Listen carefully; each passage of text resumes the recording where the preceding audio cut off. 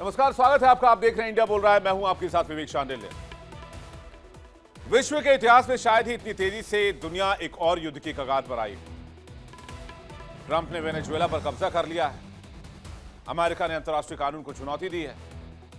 North Atlantic में रूसी झंडे लगे टैंकर पर अमेरिका ने कब्जा जमा लिया है। इससे रूस आग बबूला है। उधर ताइवान को लेकर चीन भी उखड़ा हुआ है, नाराज है, सतर्क है। एशिया में भी तनाव बढ़ रहा है और वैश्विक व्यापार, ऊर्जा और रणनीतिक मार्ग भी खतरे में है। नेटो के अंदर भी दरारें दिखाई दे रही हैं। 8 नेटो देशों का अमेरिका से नाराज होना गठबंधन की विश्वसनीयता और नींव को हिला रहा है। और इस बीच रूस ने यूक्रेन पर ब्रह्मास्त्र ही फायर कर दिया। ये एक न्यूक्लियर वॉरहेड था। गनीमत तो ये थी कि इसमें कोई न्यूक्लियर मिसाइल का, न्यूक्लियर बॉम्ब का इस्तेमाल नहीं किया गया था। पुतिन आवास पर हमले का बदला ओरिश्निक मिसाइल से हमला करके लिया गया। और ये सिर्फ पुतिन के आवास का बदला नहीं है। रशिया ने कहा है कि ये जो ऑयल टैंकर अमेरिका ने कब्जाया है, अमेरिका को यह पता होना चाहिए रूस को कमजोर मुल्क नहीं है। मैसेज क्लियर है। एक और कदम और एक और आक्रामक प्रतिक्रिया, तैयार रहिए थर्ड वर्ल्ड वॉर के लिए। इधर ईरान पर भी तनातनी बढ़ गई है। अमेरिका की ओर से मिडिल ईस्ट में बहुत बड़ी मात्रा में हथियारों की खेप भेजी गई है और सैनिकों को अलर्ट कर दिया गया है। खबर यह है कि ईरान को अमेरिका और इजराइल टैकल कर सकते हैं। और इस बीच कई मुल्कों के बीच तनातनी, हथियारों की दौड़, कूटनीतिक विफलताएं, ग्रीनलैंड पर कब्जा करने की कोशिश, जिसमें डेनमार्क ने कहा कि ग्रीनलैंड पर अगर अमेरिका ने कब्जा करने की कोशिश की तो नेटो खत्म है। ऐसा लगता है इतिहास खुद को दोहरा रहा है। First world war, second world war, एक छोटा सा गलत निर्णय और एक अप्रत्याशित घटना पूरी दुनिया को इस वॉर में झोंक सकती है। पूरी दुनिया देख रही है कौन आगे बढ़ेगा, कौन पीछे हटेगा, कौन क्या फैसला लेगा, कौन कौन से मिसाइल दागेगा। और वॉशिंगटन में 51 साल के बाद अमेरिका का डूम्सडे विमान देखा गया है, जिसे अमेरिकी राष्ट्रपति परमाणु वॉर के समय में इस्तेमाल करते हैं। यह परमाणु वॉर से भी अमेरिकी राष्ट्रपति को बचा सकता है। चल क्या रहा है? आज इसी मुद्दे पर सबसे बड़ी डिबेट। दुनिया इस वक्त इतिहास के सबसे खतरनाक मोड़ पर खड़ी है। ट्रंप ने वेनेजुएला पर कब्जा कर लिया है। कुछ पॉइंट्स मैं आपको बता रहा हूं। हालांकि हमारा मकसद आपको डराना नहीं है, आपको सचेत करना है, आगाह करना है और पल पल बदलती दुनिया से आपको अपडेट करना है। अब अमेरिका ने वेनेजुएला पर कब्जा किया तो लैटिन अमेरिका में तनाव चरम पर है। लेकिन यह कहानी का सिर्फ एक पहलू है। इसे आप शुरुआत के तौर पर देख सकते हैं। अगर डोनाल्ड ट्रंप के विजुअल्स है तो बैकग्राउंड में उसे जरूर रखिए पीसीआर। अभी नॉर्थ अटलांटिक में क्या हुआ? रूस का जो झंडा था वो एक टैंकर पर लगा हुआ था और उस ऑयल टैंकर को अमेरिका ने सीज कर दिया। और ऐसे एक नहीं 5 जहाज अमेरिका ने कब्जाए हैं। अब मॉस्को और वॉशिंगटन के बीच तूफान खड़ा कर दिया। चीन भी खड़ा है, नाराज है, सतर्क है। बीजिंग ने चेतावनी दी है कि अगर किसी भी तरह से उनके हितों को खतरा हुआ तो वो कड़ा जवाब देंगे। चाइना कह रहा है हम पहली गोली नहीं चलाएंगे, लेकिन दूसरी गोली चलाने के लायक छोड़ेंगे भी नहीं। इस तरह की बयानबाजी की जा रही है। और इसी बीच रूस ने, पुतिन ने सबसे भयंकर मिसाइल का इस्तेमाल कर दिया है, न्यूक्लियर मिसाइल। गनीमत यह है कि इसमें न्यूक्लियर वॉरहेड नहीं था। इस मिसाइल का नाम है ओरेश्निक, जो मैक 10 की स्पीड से चलता है। और अमेरिकी राष्ट्रपति डोनाल्ड ट्रंप ने कहा है कि वो ग्रीनलैंड को कब्जाने जा रहे हैं, चाहे इसके लिए जो भी करना पड़े, क्योंकि रशिया और चाइना वहां पहले से अपने डिस्ट्रॉयर्स के साथ मौजूद है। इसलिए ग्रीनलैंड को छोड़ा नहीं जा सकता है, नहीं तो रूस और चाइना कब्जा कर लेंगे। हालांकि यह दलील खोखली है, आप इसे बहाना कह सकते हैं, लेकिन अग्रेशन है। ट्रंप कह रहे हैं कि अमेरिका ग्रीनलैंड को इसलिए कब्जा करेगा क्योंकि रूस और चाइना को रोकना होगा। आप खुद वो बयान सुनिए। We need Greenland for national security. And if you take a look at Greenland, you look up and down the coast, you have Russian and Chinese ships all over the place. We need it for national security. We have to have it. And he wanted to lead the charge. So we're making him, Marco, today, a special envoy to Greenland. Greenland's a big deal. I would like to make a deal, the easy way, but if we don't do it the easy way, we're going to do it the hard way. And by the way, I'm a fan of Denmark too, I have to tell you, and they've been very nice to me. I'm a big fan, but the fact that they had a boat land there 500 years ago doesn't mean that they own the land. By the way, and NATO's got to understand that.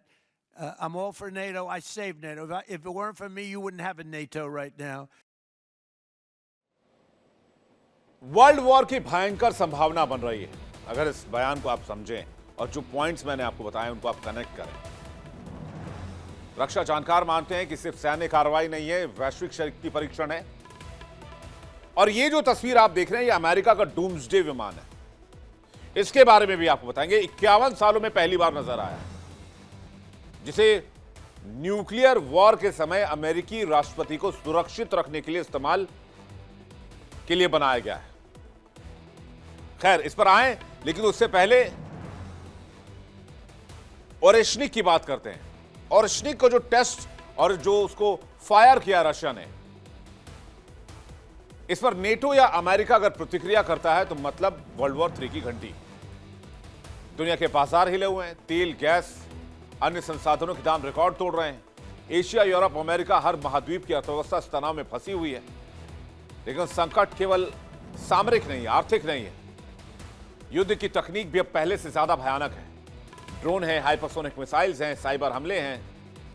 और ये कोई Hollywood की picture नहीं चल रही, ये सब कुछ वास्तव में हो रहा है। इसलिए थर्ड वर्ल्ड वॉर की बात की जा रही है। आशंका कैसे बन रही है देखिए आप। ट्रंप ने वेनेजुएला को कंट्रोल किया, इससे वैश्विक तनाव बढ़ा। नॉर्थ अटलांटिक में रूस के टैंकर पर अमेरिका ने कब्जा कर लिया, 5 टैंकर कब्जा लिए। 8 नेटो देश ट्रंप से नाराज है क्योंकि वो ग्रीनलैंड की बात कर रहे हैं बार बार। डेनमार्क भी नाराज है। रूस ने यूक्रेन पर हाइपरसोनिक ओरेशनिक मिसाइल का इस्तेमाल कर दिया है। नेटो बनाम रूस, चीन जैसे ध्रुव बन रहे हैं। संभावित वैश्विक युद्ध के कारक नजर आते हैं। ये सब पहले विश्व युद्ध और दूसरे विश्व युद्ध की तरह स्थिति बनती दिख रही है। पहले आर्थिक संकट, फिर सैन्यवाद, फिर राजनीतिक तनाव और उसके बाद वैश्विक टकराव। सवाल यही है, क्या विश्व के नेता संयम बरतेंगे, बातचीत के टेबल पर आएंगे, या हर आदमी, हर नेता, हर देश मसल फ्लेक्स करेगा और अपनी ताकत दिखाएगा? आप अगर इतिहास को देखेंगे, first world war, second world war की ही तरह आर्थिक संकट प्लस सैन्यवाद प्लस राजनीतिक तनाव और पूरा वर्ल्ड ऑर्डर चरमराया हुआ। यूएन कोलैप्स कर रहा है, यूएन की कोई सुनने वाला नहीं है। और इस बीच अमेरिका ने भी अपना डूम्सडे विमान एक्टिव कर दिया है। वही विमान जो तब उड़ता है जब दुनिया पर तबाही का, परमाणु हमले का साया मंडराता है।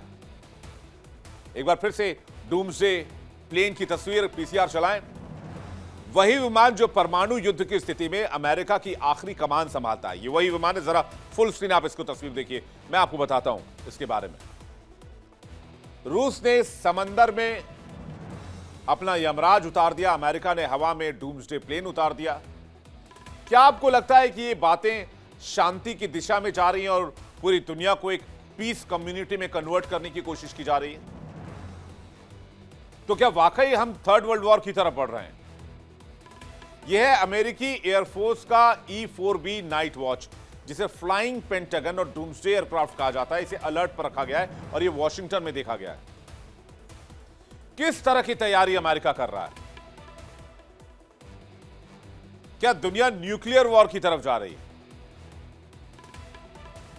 वहीं नेटो में भी 2-3 तरह के मत बन चुके हैं। इटली के प्रधानमंत्री जॉर्जिया मेलोनी ने रूस से बात करने की अपील कर दी है। विशेषज्ञ चेतावनी दे रहे, यहां एक छोटी सी चूक, एक रणनीतिक मिसकैलकुलेशन और पूरा गृह युद्ध की आग में बदल सकता है। दुनिया गवाह है, अमेरिका दादागिरी कर रहा है, तानाशाही कर रहा है। रूस और चीन अमेरिका के खिलाफ लगातार खड़े हैं। यूरोप और नेटो के बीच हर कदम निर्णायक है। क्या यह सिर्फ राजनीतिक शक्ति दिखाने की चेष्टा है या इंसान इतिहास के सबसे विनाशकारी अध्याय की तरफ बढ़ रहा है? क्योंकि ऐसी ही स्थिति के बीच वर्ल्ड वॉर वन और वर्ल्ड वॉर टू का जन्म हुआ था। तो कैसे हुआ world war one? Germany, Britain, France और रूस में सैन्य शक्ति बढ़ाने की प्रतिस्पर्धा हो गई। दो बड़े खेमे बने, triple alliance Germany, Austria, Hungary, Italy, और ट्रिपल एंटेंट ब्रिटेन, फ्रांस और रूस। बाल्कन क्षेत्र में एक छोटे देशों की आजादी की चाह ने तनाव बढ़ाया। अफ्रीका और एशिया में उपनिवेशों को लेकर यूरोपीय देशों में टकराव बढ़ा। सेनाओं का तेजी से विस्तार हुआ, जैसे आज हो रहा है। हथियारों की दौड़ हुई, जैसे आज चल रही है। युद्ध को समाधान मानने की सोच नजर आई, जैसे आज अमेरिका कर रहा है।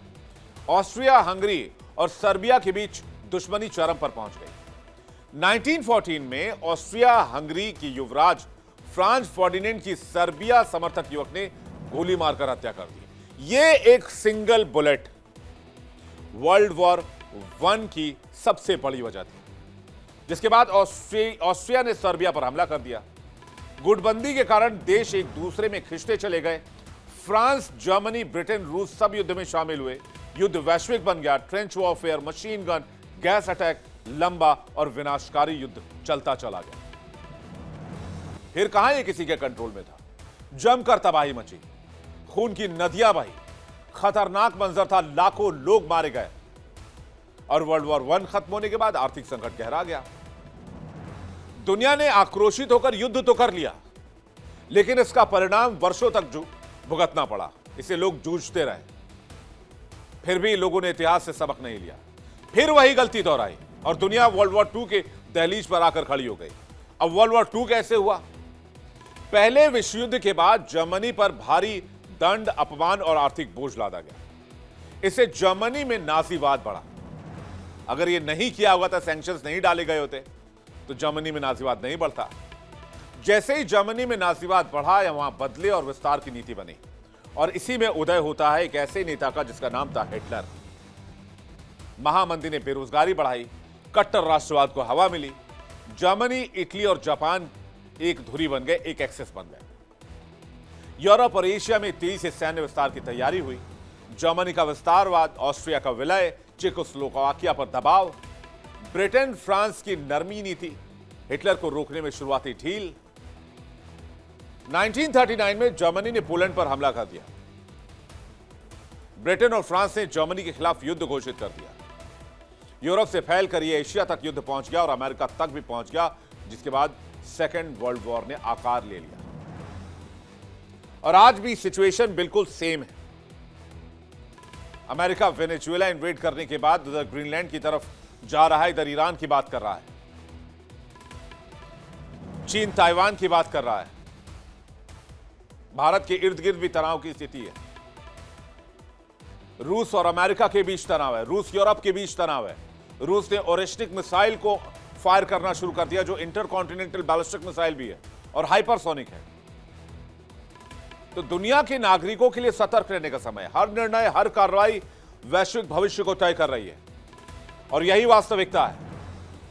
वर्ल्ड वॉर 3 कोई कल्पना नहीं है और ये कोई मैं जो जानकारी दे वही कोई वॉर मॉन्गरिंग नहीं है। यह संभावित स्थिति है और हर सेकंड की देरी इसके जोखिम को और बढ़ा रही है। हर मनमाना कदम इस संभावना को और बल दे रहा है। खासकर अमेरिका, रूस, यूक्रेन, यूरोप, चाइना। तो क्या दुनिया एक बड़े युद्ध की तरफ खींची जा रही है?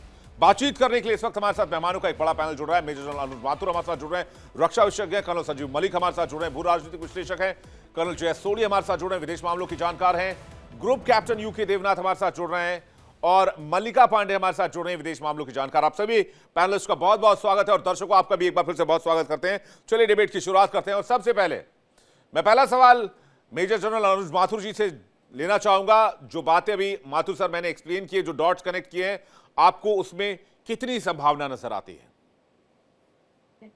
विवेक, जय हिंद। देखिए, जहां तक सवाल आज की परिस्थिति का है, जब महत्वाकांक्षा बहुत ज्यादा बढ़ जाती है तो मुझे लगता है वो पूरे जो सिस्टम है, जो इक्विलिब्रियम है, उसको डिस्टर्ब करना शुरू कर देती है। देखिए, अमेरिका का आज की तारीख में जिस प्रकार का अमेरिका जो विस्तारवाद में देख रहा हूं अमेरिका का, मुझे लगता है वो चीन के विस्तारवाद से काफी आगे निकलता हुआ नजर आ रहा है।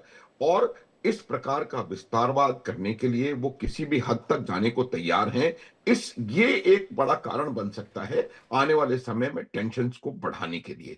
देखिए, आपको ये एक छोटी सी बात, मैं छोटा सा फैक्ट बताना चाहूंगा कि ये जब डोनाल्ड ट्रंप आए थे तो उन्होंने कहा था कि मैं पीस का मसीहा हूं, ये हूं, वो हूं, जो भी चाह रहे थे कि मैं शांति स्थापित करना चाहता हूं।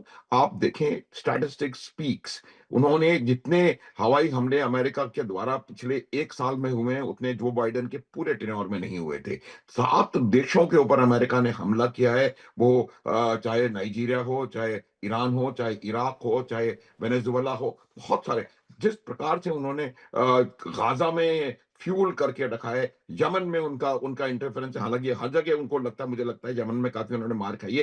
तो ओवरऑल सिचुएशन जो है उसकी एक वजह अमेरिका का ये मानना कि वो विश्व की सबसे बड़ी शक्ति है और माइट इज राइट जो है वो ही राइट है और वो जो चाहे वो कर सकते हैं, उससे पूरे विश्व की शांति को खतरा पड़ने की संभावना बनी है। अब प्रश्न ग्रीनलैंड का है। देखिए, ग्रीनलैंड एक ऐसी जगह है जिसको कि माना जाता है कि वहां पर बहुत खनिज पदार्थ मौजूद हैं, फ्यूल्स हैं और इस तरह की बहुत सारी चीजें हैं जिनको कि अभी तक इसलिए एक्सप्लोर नहीं कर पा रहे थे क्योंकि वहां पर 80-85% उनका एरिया हमेशा बर्फ में जमा हुआ रहता था। अभी जिस प्रकार के चेंजेस हो रहे हैं पूरी दुनिया में, और वहां पर अब ये एक संभावना बन रही है। दूसरी जो इंपॉर्टेंट चीज जो देख रहे हैं, उनको ये लग रहा है कि ग्रीनलैंड में चीन और रूस अपनी उपस्थिति वहां पर बढ़ा रहे हैं, वहां पर अपना इन्फ्लुएंस बढ़ाने का प्रयास कर रहे हैं। आप देखेंगे कि चाइना ने कुछ वर्ष पहले वहां के एयरपोर्ट को डेवलप करने का एक प्रपोजल दिया था। चाइना वहां पर एक हाँ। गोल्डन रूट बनाने की जो इनका जो आमतौर पर तरीका है वो करने की कोशिश कर रहा था। तो उससे कहीं ना कहीं अमेरिका को ये लग रहा है कि वहां पर चीन और रूस की ज्यादा प्रेजेंस, इन्फ्लुएंस बढ़ने की संभावना है। अरे एक और चीज बहाना यहां पर बना रहे हैं समझने सर, की बात चाहिए है, इनको एक चीज। ग्रीनलैंड। ग्रीनलैंड में बहुत रेयर अर्थ मिनरल्स हैं, हाँ, तेल है, ये है, वो है, रेयर कोयला अर्थ है, है। खनिज है।